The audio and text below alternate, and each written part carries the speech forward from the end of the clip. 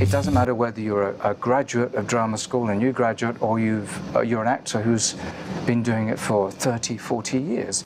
I've had clients who have had crisis of confidence who are already successful. So you might think, well, what have you got to be not confident about? And there are certain underlying situations which create that crisis of confidence. Confidence is simply believing in yourself, believing that you can do the best that you can. You might not believe that you're the best actor on the planet, but then again, all of us at some point in our lives have been the best actors on the planet for the sake of others. And we've had to. There are situations where somebody has experienced grief or the loss of a close one and has had to behave in a different way in order for others around them, in such a convincing way that they think they're okay, but they're not. But there are certain coping mechanisms, and there are such things as healthy coping mechanisms that you can bring into play, and there are unhealthy coping mechanisms, which we can also talk about, which can be accepted as part of the actor's life. Stress,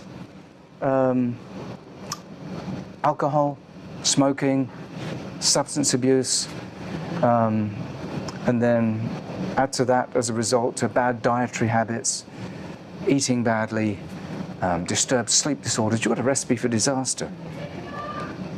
A survey was done a few years ago, not a very scientific one. It involved less than 100 actors, but it was in the UK, and they found that actors as a whole, I don't want to generalize, but actors as a whole were more creative, which sort of is a given, I would think, but they were also more sensitive.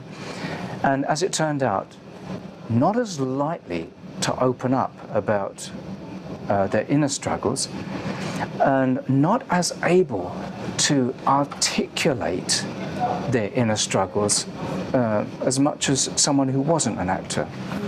Interesting. Yeah. Again, it wasn't a scientific study, but it was something that was presented.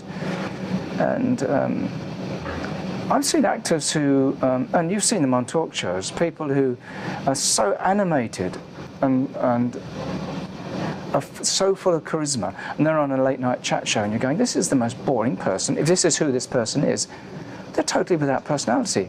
Does that mean they're a good actor? Who knows? You hear this thing of actors, they feel free when they're performing, and they, and that's when they're being their true selves. Yeah. And that, I find that fascinating as well. Yeah. I always find that one of the hidden hazards for an actor, especially if they're super busy all the time, and especially if they're playing a role night after night after night after night in the West End and pouring their heart and soul into it, that there's got to be a place they come home to that they know as themselves. And they've got to be very sure of who they are, because it's easy to get lost in remnants of this or that or the other character. I think it was, there are so many quotes. Oh yeah, it was Kate Winslet who said that it takes her generally 6 months to fully say farewell to a character after she's played that character, whether it's on the stage or in a film. Carry on watching at actors-anonymous.com.